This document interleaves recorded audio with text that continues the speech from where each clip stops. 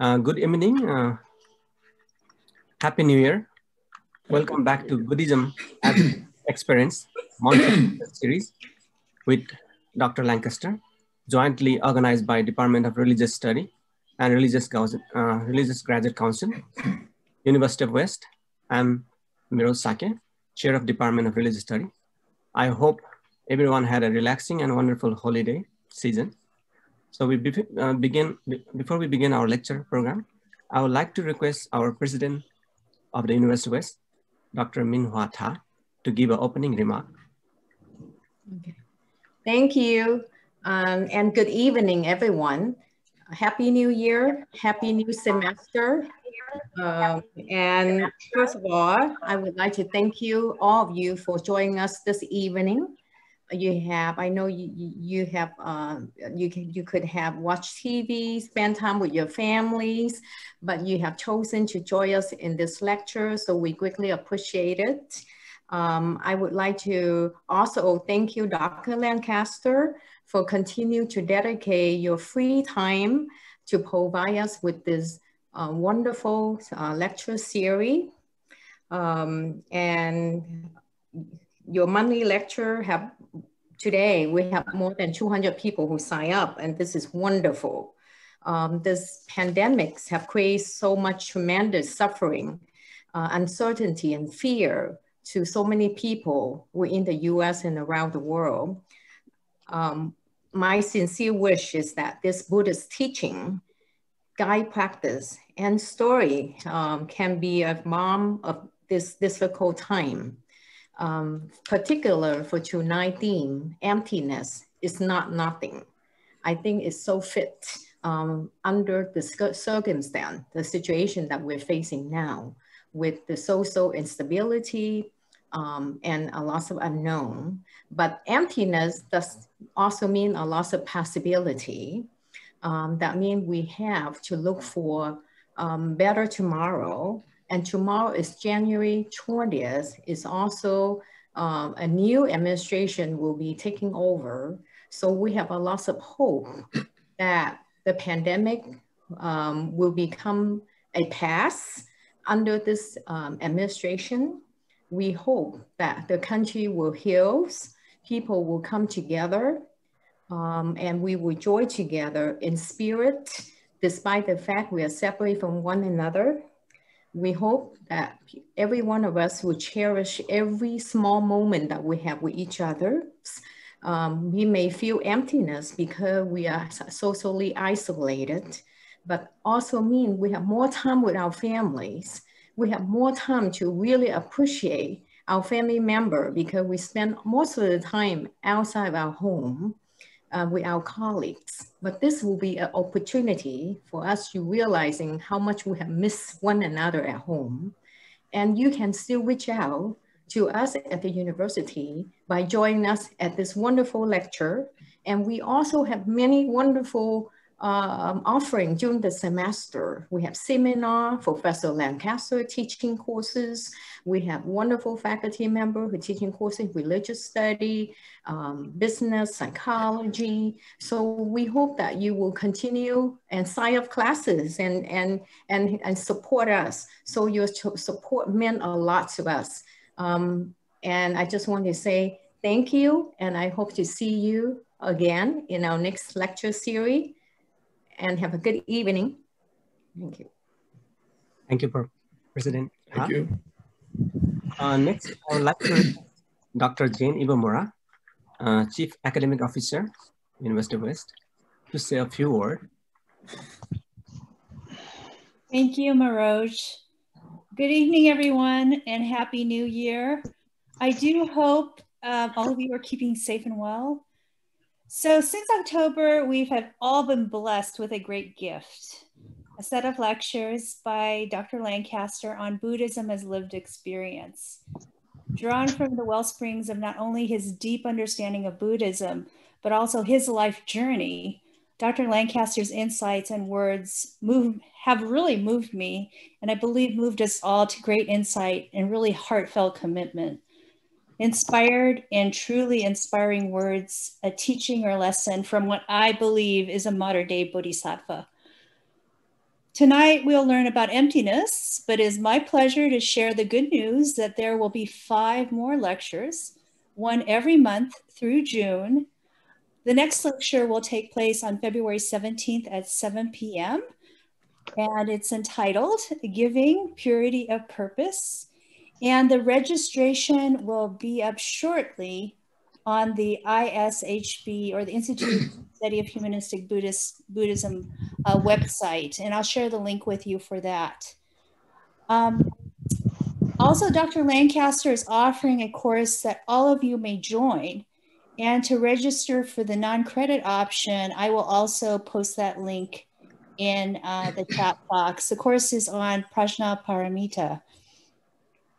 So my deep, deep appreciation to Dr. Lancaster for his giving and compassionate spirit. And thank you so much, Lou. It's good to see everyone this evening. Thank you.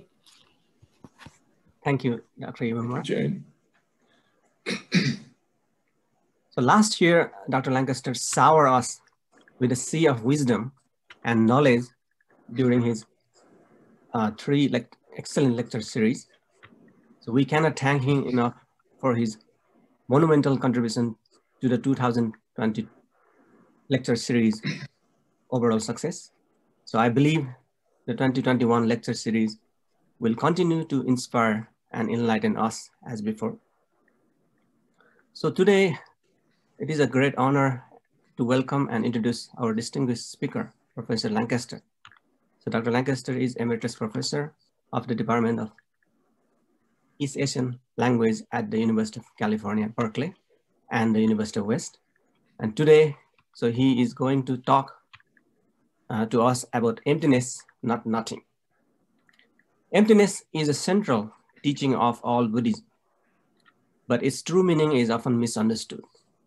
If we are Buddhist, or are even to embrace Buddhism properly, we need to be clear about emptiness, since a wrong understanding of its meaning can be confusing, even harmful. So Indian Buddhist master Nagarjuna say, emptiness wrongly grasped is like a picking up a poisonous snake by a wrong end. So in today's lecture, Dr. Lancaster will explain what do Buddhists mean when they talk about emptiness. And if you have any question, please write your question in the chat box for a question answer session. So without further ado, please join me in welcoming Dr. Lancaster. Thank you very much, Maroj. I do appreciate President Ta taking time to come and to join our course and be so supportive of it. I thank Jane and Maroj for their hard work to make it possible, for Chris Johnson, who puts it all together with me, for Fong, who designs the graphics for it, on and on, the list of people who helped make it possible. Thank you all so much. So,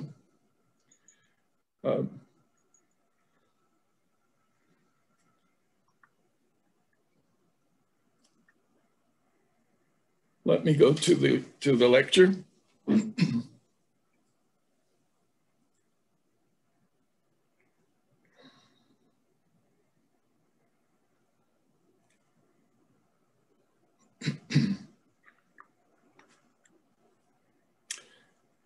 As you were told, my topic tonight is emptiness, not nothing. The Buddhist texts are filled with statements about emptiness. It is one of the most difficult aspects of the tradition. During my early years of teaching, I struggled to give an adequate description of these passages. But as often happens, when we're floundering, a teacher appears. And so it was for me. I had begun to explore Buddhism in Korea. And whenever possible from the early 1970s, made trips and traveled around the nation. So on one of these trips, the monks at the large monastery Tongdosa near Busan said that I should meet one of the great living masters of the tradition. He was advanced in age and no longer traveled, but his hermitage was not far from the monastery. Well, I managed to get a message to him requesting an audience, and he sent back word that it was granted. Even though he announced to the world that he wanted to retire and spend his last years in peaceful surroundings while he practiced meditation, his fame did not permit this. And people flocked to his hermitage trying to hear his teaching. The road to the hermitage was unpaved and during heavy rains would become nearly impassable. And so a ribbon of concrete roadway was laid down against the hillside as a very distinct marker of how to reach the master. When I entered his room, he was sitting on a mat, and I drew one up and I sat at his feet. He asked me if there was something I wanted or needed from him. My reply was to bemoan the fact that when I taught students at Berkeley about emptiness, they interpreted my comments to mean that it was like space, void, featureless. And for a time each year, some of the students would proudly turn in their term paper as a blank sheet of paper, indicating that they knew all about emptiness and therefore deserved a high grade. Well, they were, of course, sent back to their writing and research when I told them that the blank sheet of paper was by no means a valid description of emptiness. I turned to the old master as we sat there in the quiet of the remote retreat and asked him how he would teach his students. Reaching down and taking my hand in his, he said, "Let me show you. Close your eyes. And for this moment, feel your breath and relax." Then he said, "Now open wide your eyes." When I did, he waved his hand through the air, indicating the room before us. This is what emptiness looks like. It is all around us every day and everywhere. Tell your students that the Heart Sutra teaches form is nothing other than emptiness, but emptiness is nothing other than form. I often remember his teaching by looking around me and reminding myself, I am looking at emptiness in all these colors and shapes and forms. Why is it that everything I see, every object is nothing other than emptiness? Buddhism teaches that to begin the journey of enlightenment, we must become fully aware of how our sensory organs and brain function. When I look at my room, my computer, your images on the screen, my experience takes me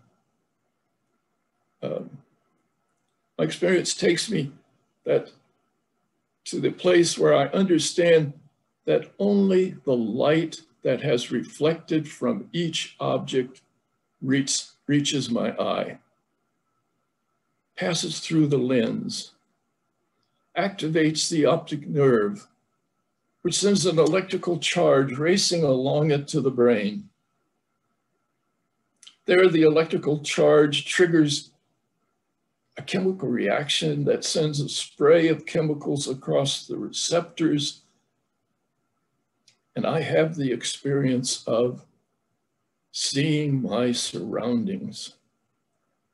But of course, my experience is not the computer screen, not the chair. My experience is in the chemical and electrical events taking place in my brain. And that experience is empty of any chair, any computer screen. None of them are in my head. The Heart Sutra says that the great Bodhisattva, Avalokiteshvara, observed his human experience and saw that it was empty.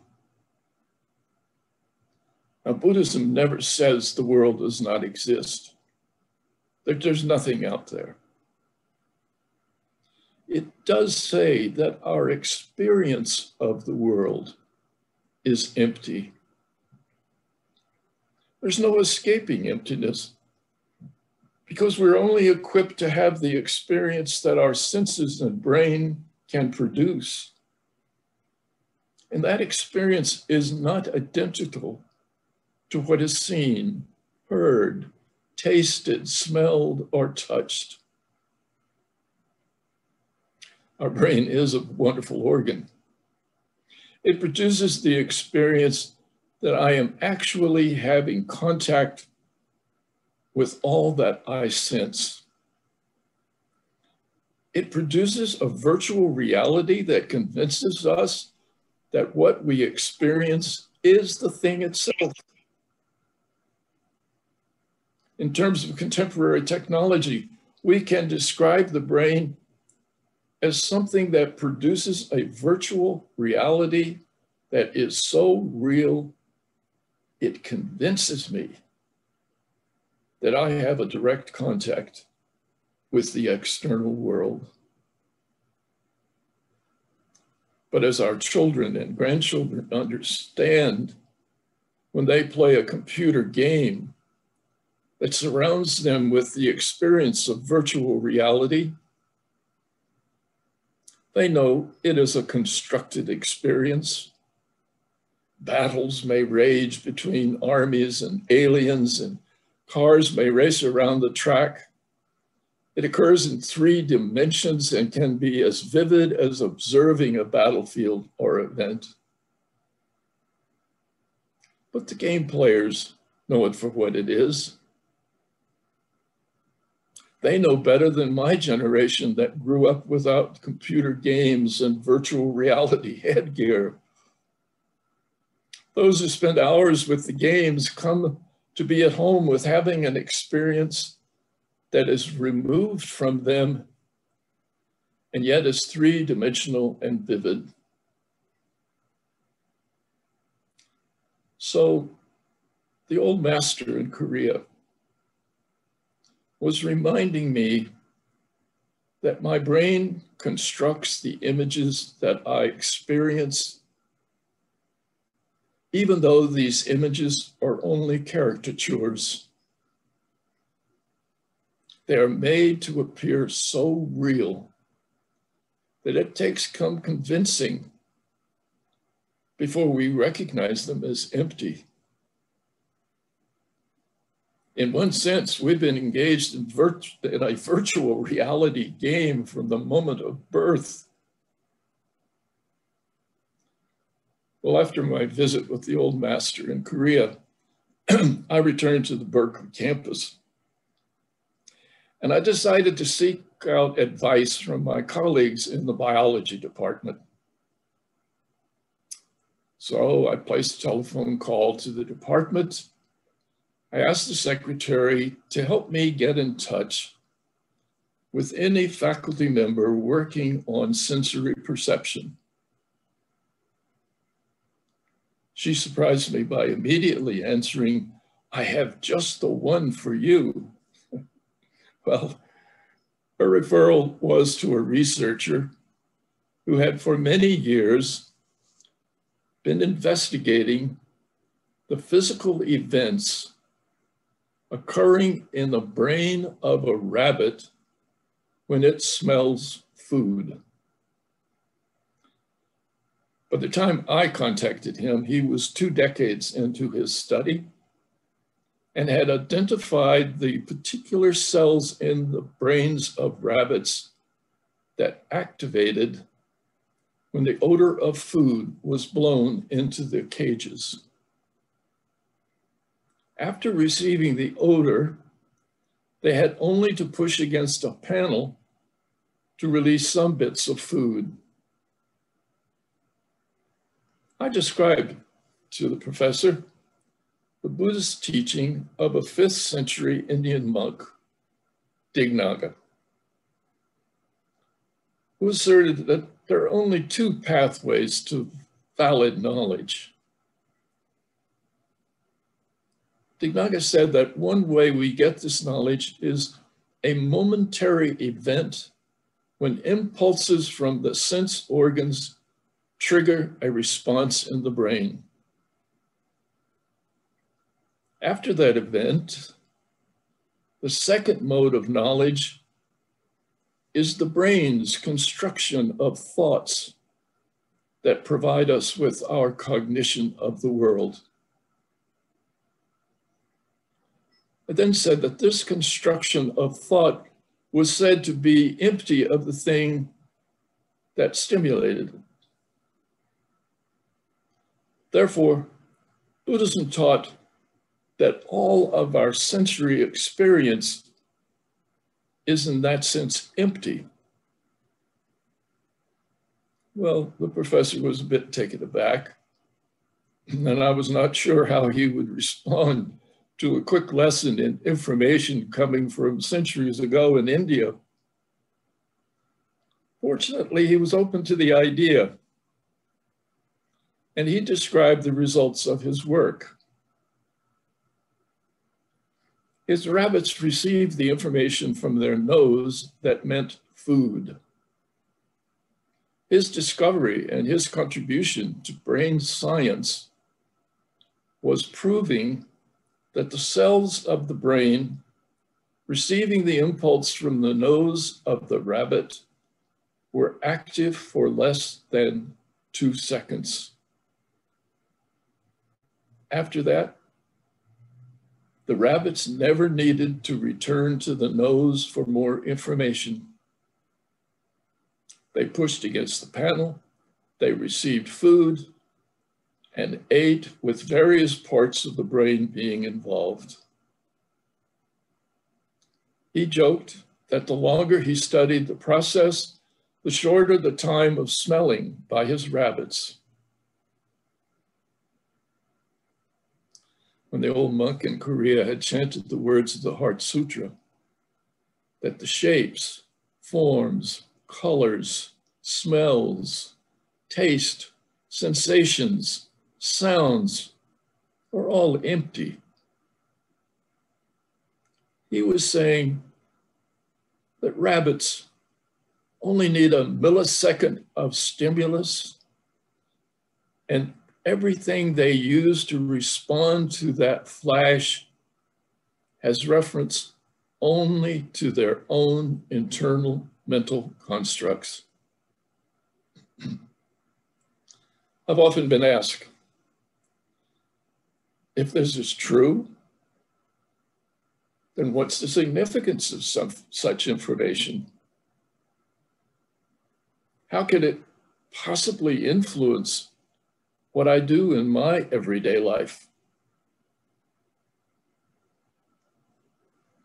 Well, I think one example is the visit to the dental office to have a root canal. Now, the potential pain of such a procedure would make it unthinkable without some form of control. Fortunately, we have the anesthesia that can be injected into my tissues, which blocks any signals from reaching the brain. If the signals can't stimulate the brain, then my tooth can be cut, fragmented, removed, and I am without pain. But isn't it the tooth that's hurting? Isn't that tooth a reality? And my pain located in it? And the answer is no. The tooth does not hurt. The numbing medication is a nerve block, and the lack of feeling is a matter of communication, mental processing. You can take out your eye, remove it from its socket, put it on the table, but it won't see anything. That is the ancient query from a student to a master. When the flag flutters in the wind, is it the flag that's moving, or is it the wind? And the master replied, neither. It is only the mind that moves. Does my tooth hurt? No. It is only the mental construct produced when the information arrives in the brain from that tooth that what I call hurt is experienced. In the Perfection of Wisdom text, another question is asked. Is it possible to murder an imaginary person and thus acquire bad karma? We might word the query a bit differently. If my experience of others is limited to my internal mental constructions, how can there be a place for ethical and moral behavior? Aren't these others merely mental constructs? There's a story that I read many years ago, but it still haunts me. It is said in the future, where social cohesion has begun to unravel. The problem in cities is that snipers in high-rise buildings have begun to randomly shoot innocent people on the streets. The hero of the play hates what is happening. One day, a person is shot down outside his building and he witnesses it. A newspaper picture of the body appears the following day. As the hero looks at the picture, it suddenly magnifies. The image dissolves, and he sees that the picture is nothing but black and white dots. He goes to the window, looks out on the city, and the same phenomena occurs. His view of the streets and buildings magnify, and he sees that it is nothing but colored dots. Up to this point, when I first heard the story, I was struck by how close it was to Buddhist teaching, that what we perceive is empty of any substance of the object of the senses. Unfortunately, the hero turns out to be anything but an enlightened person. The insight of the emptiness of the construct of our mental experience leads him to disillusion, and he becomes dismissive of his previous thinking. If he thinks it is all just dots of color, then there's nothing to rely on, nothing to be gained, nothing to require our concern. So he then goes to his closet, takes out a rifle, and starts to shoot people in the street. He becomes, after all, what he had most disliked. He becomes a sniper. He comes to feel that if the world is different than he thought, then his actions don't matter to a bunch of colored dots. The Bodhisattvas and the Buddha are aware that their experience of others is a construct that does not contain any material element of those others. Thus the question, is it possible to teach an imaginary person? And if it is, why do it? What's the benefit? The texts tell us, even though the enlightened ones fully understand the emptiness of their sensory experience of others, the Bodhisattvas still teach them. We can think of it like the hero of a story, as an act of folly to waste time on dots of color when our brain presents to us all these others. However, in our entertainment, we believe firmly in the importance of experiencing the fictional. We watch a movie. It's just dots of color streaming into our vision. It's just an imaginary world that has been created. And yet, our compassion for the depicted persons can be overwhelming.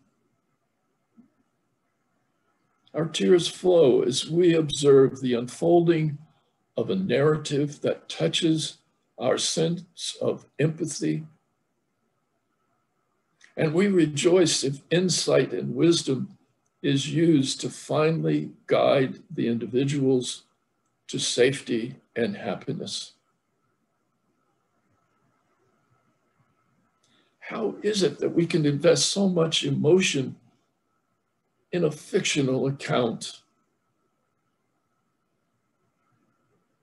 I think the messages, one of the messages from these texts, is an often repeated reminder that we only have our sensory and mental experience. That experience is filled with the sensations of form, shape, color, pain, delight. If we turn away from such experience as being meaningless, devoid of any requirements of ethics or feeling, then we can only enter a state of indifference, lack of compassion, and angry suffering. Such a rejection of our experience would lead to a feeling of the futility of existence and inevitably an overwhelming depression of spirit. The opposite response is described by the Buddhist text. The calm acceptance of the nature of our experience, and with that, the recognition of what is really happening to us, need not be a source of suffering. In fact, It's shown that with such insight, we can have enjoyment and excitement and pleasure. It's more satisfying than anything we have felt before. After all, if we can watch a movie and find ourselves laughing and crying and being involved with something that we know is fiction, why can we not do the same with our sensory experience in every moment? I take a walk every day, passing by some beautiful landscaping, a white rose that is pure and intricate in shape, a tree trunk that rises from the ground like a sculpture, low ground cover that has tiny flowers more colorful than any larger plant. I can accept that what I am experiencing in my senses, delivering stimuli to my brain, I can experience that, but it need not keep me from exulting in the experience and appreciating the colored dots that are being constructed by my brain into a received flower. Knowing that what I experience is devoid of the thing being observed, rather than leaving me bereft of emotion and enjoyment, in a surprising way, such insight can actually enhance my appreciation for the world around me. I find myself wanting to say to the white rose, I know I can only have the vision of you in the chemical spray of my brain, but if you're anything like what I am experiencing, you are truly beautiful. The miracle of life is that I have a mental construct, that I have an endless variety of visions that inspire, that I can feel a flood of joy on experiencing my family and my friends in a never-ending parade of shapes and colors. Once in a great while, I have a wonderful moment of experience where emptiness is not nothing. It is everything.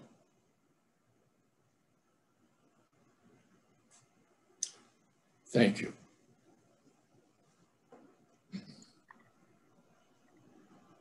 Thank you, Dr. Lancaster. It's a beautiful talk. So emptiness is everything. So now here begins our question and answer session. So please write any question if you have in the chat box.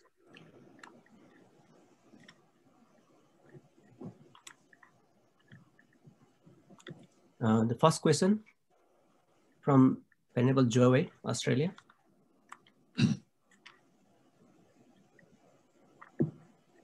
So the question is here, the extended COVID pandemic has meant that the invisible protein balls are now affecting more and more people.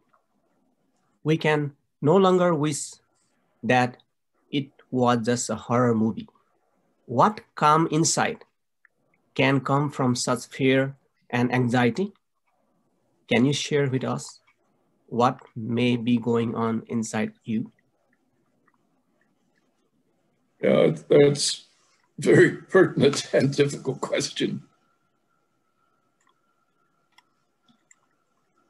I said, the Buddhists never say there's nothing out there. Everything is out there. COVID-19 is out there. Our experience of it is what we need to work with, though. Whatever is out there and whatever its effect upon us is, we need to be able to handle what we experience. And the best way to start handling that is to know how we experience the world. In this country, I'm so sad to see over 400,000 people have died from COVID.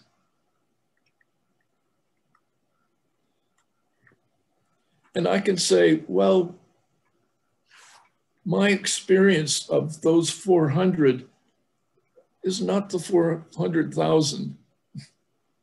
It's my experience of them. But I can still feel the pain. I can still feel the empathy. Just because I can't experience directly the real world doesn't mean it doesn't affect me. I am being affected by it, and it is pouring its impulses against me all the time. So I have to understand that if I'm going to deal with 400,000 deaths, how am I going to do it? How am I going to handle?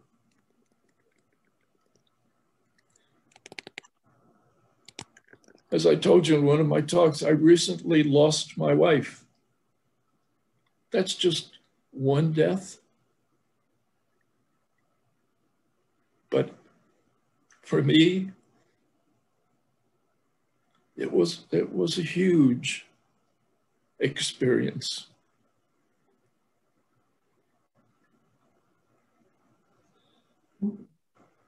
But if I know how my experience is happening, then I know I'm constructing how I feel about it. I'm creating my reality in many ways. That's why I feel so strongly that even though I understand I don't have a direct experience, if I am dismissive of life and say it doesn't matter, and you can do anything you want to because after all, it's just nothing.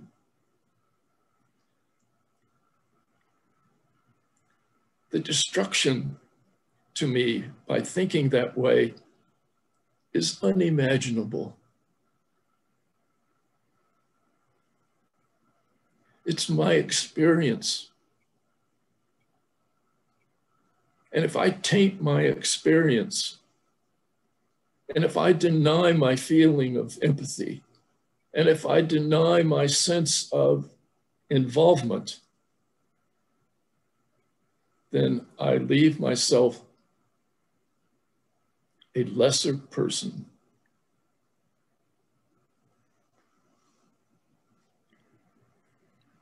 Second question.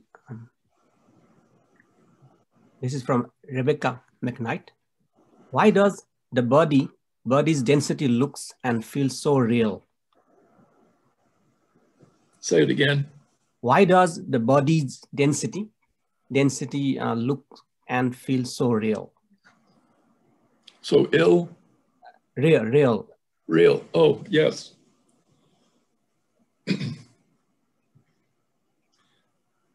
That's the wonder of our brain.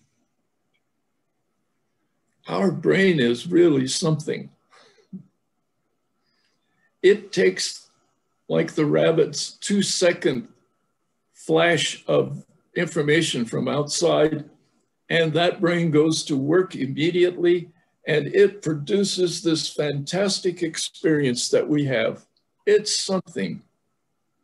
We really are, and it overwhelms us. I'm looking at your pictures on my screen. How can I not feel that I'm looking at the pictures on my screen? Of course, in one sense I am. I'm not seeing you. I am seeing dots and pixels. But I see your smiles. I love human experience. I love it. And that means I have to accept the pain as well. I can't just have nothing but moments of joy. And I've had long ago to realize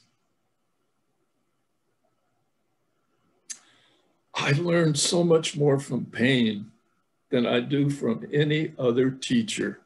And I think, who invented that? But it's the way it is. We learn from our experience. So that's why I say I love human experience. And if people say, well, it's just your brain, I don't care where it comes from. It's my life. It's my daily experience. And so when I see a white rose, I really want to love it. I want to experience it, for pity's sakes. Whatever my brain can produce for me, if that's all I have, I better learn how to love it, how to deal with it, how to react to pain, how to react to grief, how to react to joy.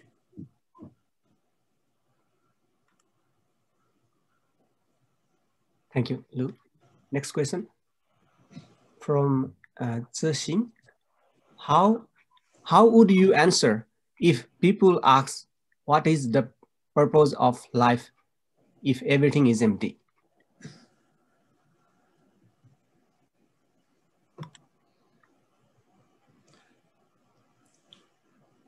I have to admit something. You won't tell anybody, just between us.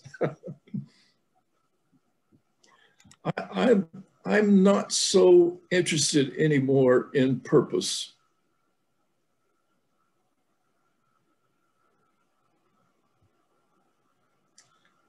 I am interested in my experience. And if I take my experience and say, oh, it has to have a purpose or I can't enjoy it, it has to have a purpose or I can't live it. No, I find that purpose is a constructed issue. I can think up a purpose for anything. Give me enough time, I can think up how you might describe a purpose for it. But I really want to have my experience.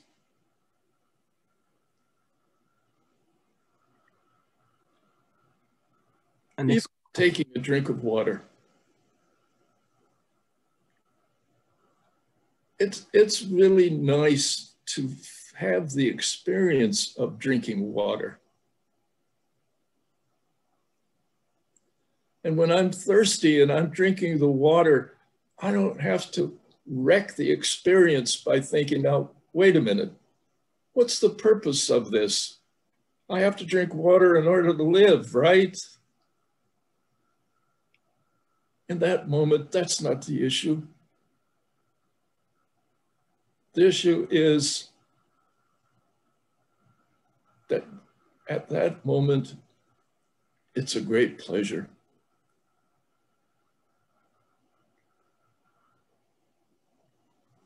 Thank you. Next question from Sheila. Is religion also a form of virtual reality? Say it again. Is religion also a form of virtual reality? VR. Or what? Is religion also a form of virtual reality? Oh, of course. Of course. Religion, education, work, pain, joy, anger, jealousy, empathy. Those are all part of this virtual reality in which we live. So what I'm saying to myself as well, I suppose, as to you is, if I'm only given virtual reality, so be it. I'm going to like it. I'm going to get out of it as much as I possibly can. And there's a lot to be had for it. And it's not as if that virtual reality has no ties to anything. We know that it was produced by one of the valid means of knowledge, a sensory flash.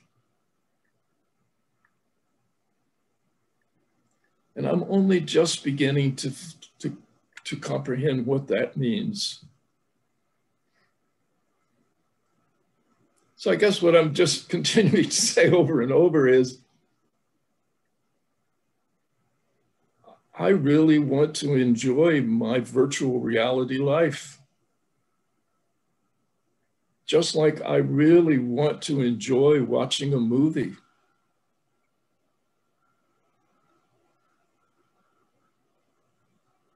I don't want to sit watching a movie thinking to myself, oh, that's just a screenshot. That's just actors. That's just made up. There's no enjoyment to me in that. I just give myself to the whole thing. I buy into it. And when it jerks my tears, they flow, and I just let it happen. Thanks. Next question from Bhikkhu Pragyapal. His question, is there any difference between Mula Madhyamika Karika's explanation and other sutras that talks of emptiness in Mahayana Buddhism?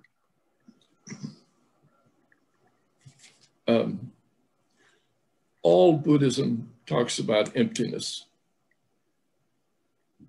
Not just the philosophers of the 5th century or the 2nd century. Emptiness is in the Pali Canon. It's in the Tibetan Canon. It's in the Chinese.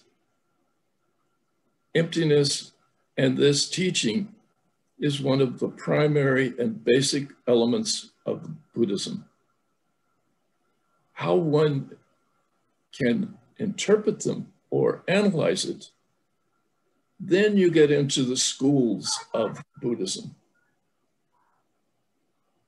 But the analysis does not say that nobody in Buddhism ever had such an idea before. It's there, it's inherent, because I think the most primary part of human experience is this emptiness. That's where human experience starts. If we take away emptiness, what do we have left? It's that important. So yes, there are many ways to analyze it, many ways to deal with the human experience, many ways to understand ourselves, many ways to deal with our feelings and our emotions and our impact on others and our interactions, many ways to deal with that. And we should. It's good to analyze. It's good to do that. But it's also good to just have it. It's also good to just have the experience. And to allow ourselves to say, whatever it is, in one sense, doesn't matter when I experience it. If my brain is going to give it to me as my reality, all right, I can live with that. But when I come to that conclusion, I realize that it is harder to have attachment. It is harder to say, oh, this experience is the ultimate. I can't let go of this experience. I've got to have this and I've got to have it forever. And I don't want it to ever go away. But no experience stays with us for more than a few moments.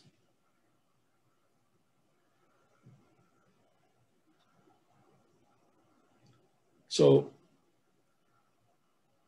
I appreciate the question, and I don't mean to say it's not an important question. But just to say, don't be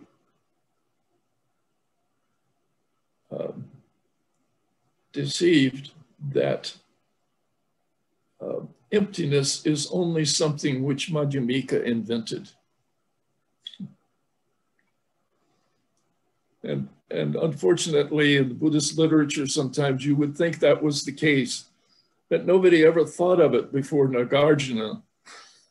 And nobody ever dealt with it till the Madhyamika Karika. It is present in every single aspect, all the time. Thank you. Next question from Marisa. What do you recommend for healthcare worker to not have compassion burnout? We are experiencing the impact face to face every day.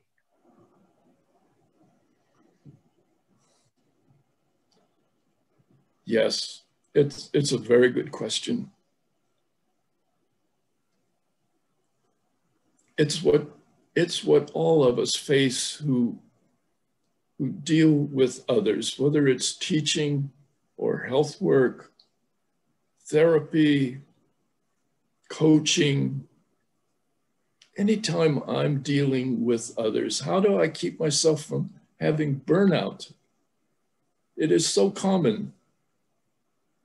And why? I've thought about that. Why is it so common that we burn out?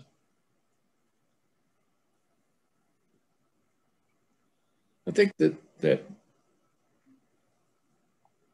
when I realize that my experience of working with, well, take hospice work. Hospice work must be the most difficult in the world. What do you do if you work in a facility where everybody who is there is actively dying? None of them will ever receive anything to make them better. And how do you keep yourself from, in that situation, how can you possibly not, in a sense, just become a burnout and can't possibly face it another day? Week after week of people dying. So it says to me, and this was true, I think, for teaching,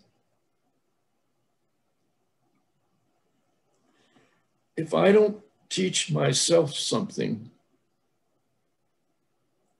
I can't stay interested in teaching for very long.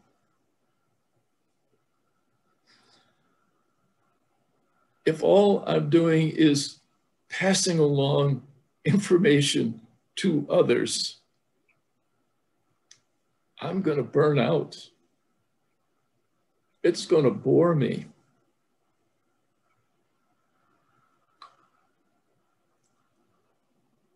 I mentioned again about my wife because she had 2 years of such pain and living in hospice with me. And I realized this is really hard to do this. Can I do it? Can I stay with her? Can I not burn out? Can I do that?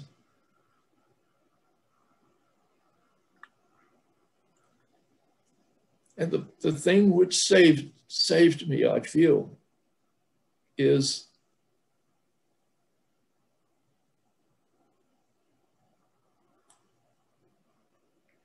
that I was able to understand that it was my experience.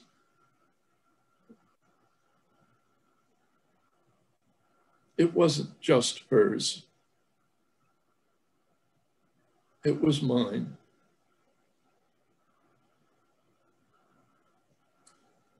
And that I could get up every morning and do what was necessary, understanding that nothing that I did would save her.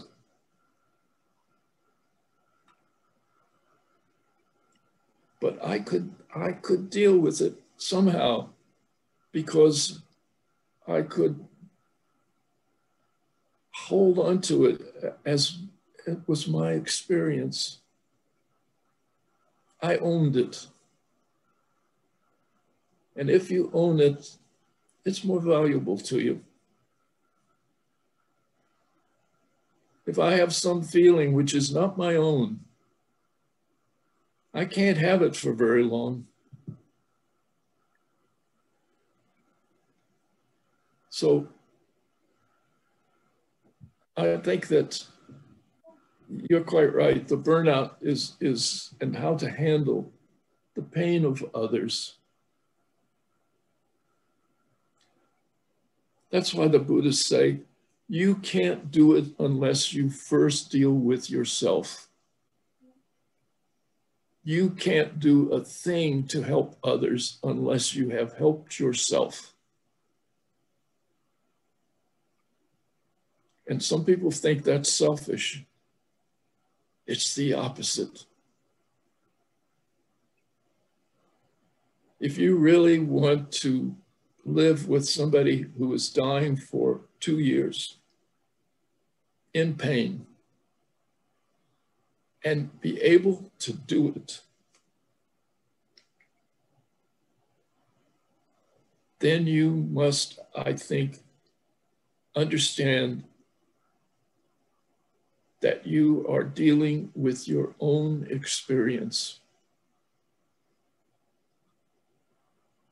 And it's important to you.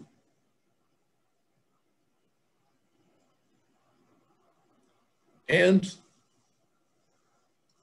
I wanted to come to the end of it by saying, I just pray that I can do this and not have regrets.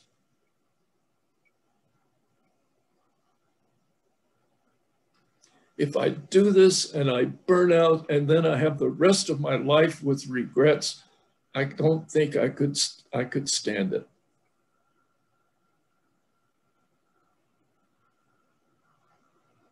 And that allowed me to do almost beyond my understanding of how strong I could be.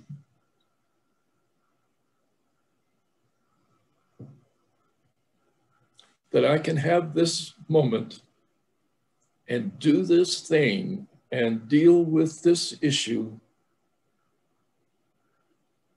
and know that a year from now, I'm not going to be regretting it.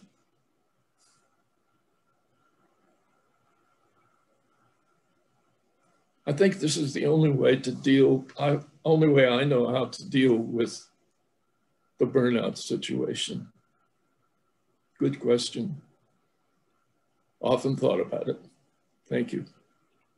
Thank you, Lou. We got some 6 to 8 questions. We may not have enough time to. So I'll just pick a few. Is that okay? Lou, is that okay to? We have 8 questions left. Well, I think that we should probably be true to people in terms of a schedule. We won't make people. So let's have one more question. Okay. And we'll stick to time. Okay. Just to be. Okay. Our contract with you is that this is an hour. We don't want to take more of your time. Okay, so I'll just ask one question from Fokwan San. How do we keep a balance of enjoying the experience and not becoming attached or indulging in it? Say it one more time. How do we keep a balance of enjoying the experience and not becoming attached or indulging in it? That always reminds me of the passage in the Prajnaparamita with the householder bodhisattvas who are rich and live a full life with many wives and many children and lots of houses and lots of money, and they enjoy it all. And how do they keep that and still not become attached?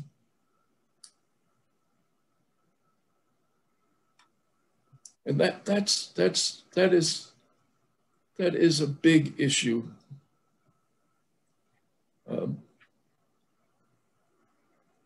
That's why we have what we call addiction. The brain has a weakness. The brain does have a weakness, and the weakness is if you give it a certain jolt of excitement, thrill, joy even, it's going to want it again. But each time you do it, it's going to want a new one. Or it wants to have the same experience as the first time.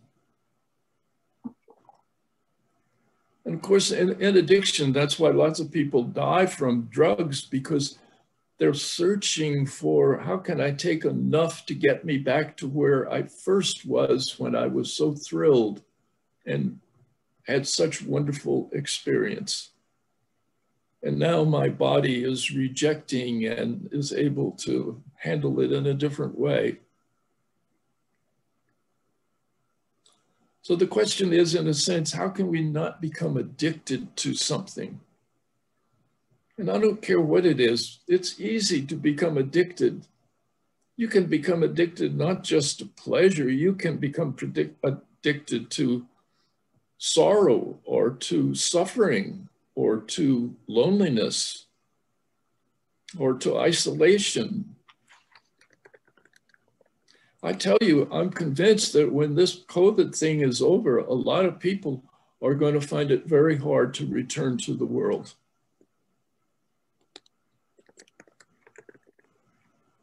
they are become people, and I can see it even in myself. We are becoming addicted to this new life.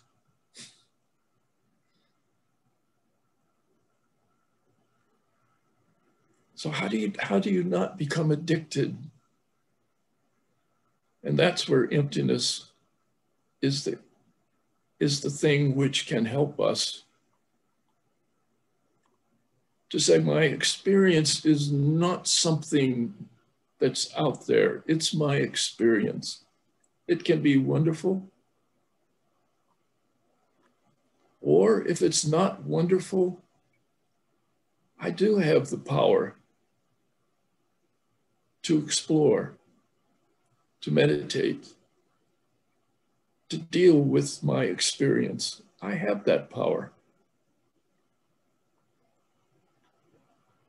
And I have to ask myself the question, is this the way I want to feel?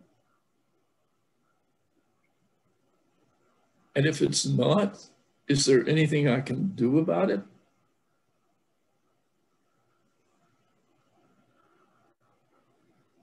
And if I feel that there's nothing I can do about it, and I can't live without it, I think that's true suffering. That's real suffering. So that's why I said that old Korean master taught me emptiness is everywhere. And emptiness is everything. So I don't have to worry that I'm ever going to find something which will not take me again to emptiness. I'm not going to find that there is some kind of joy which is not empty, that I have to hold on to it because it's something.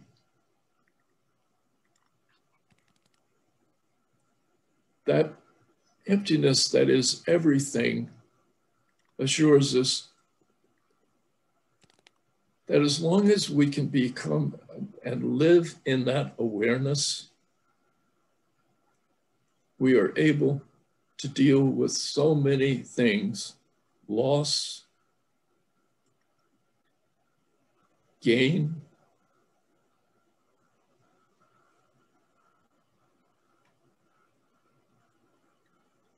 so I thank you all for listening.